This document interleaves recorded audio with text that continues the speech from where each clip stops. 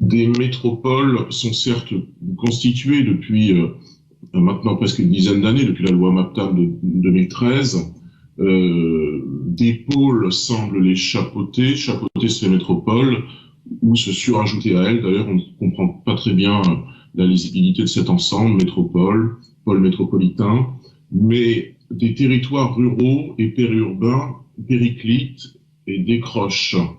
Des métropoles peuvent bien se parler entre elles, mais elles enjambent la ruralité qui pourtant nourrit la France urbaine et concentre, sinon la majorité de la population, bien sûr une grande partie de la population. Des territoires ruraux qui se dévitalisent un peu plus chaque jour.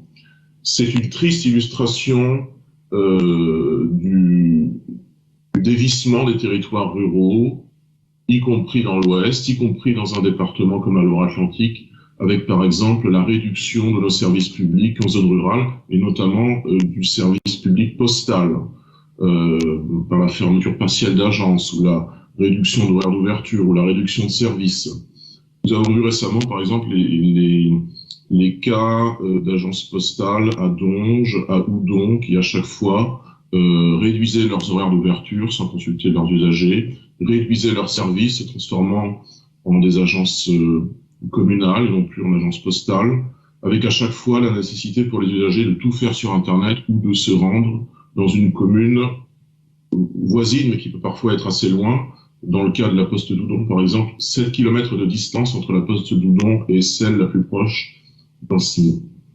Nos territoires ruraux sont certes formellement et statistiquement présents dans ce SRADET, mais sont-ils politiquement entendus par des décisionnaires hors sol, désaménageant plus qu'ils n'aménagent, et le faisant généralement depuis Nantes ou depuis Paris?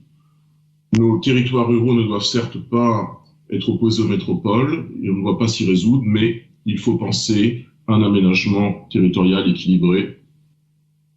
Et c'est le sens de notre message.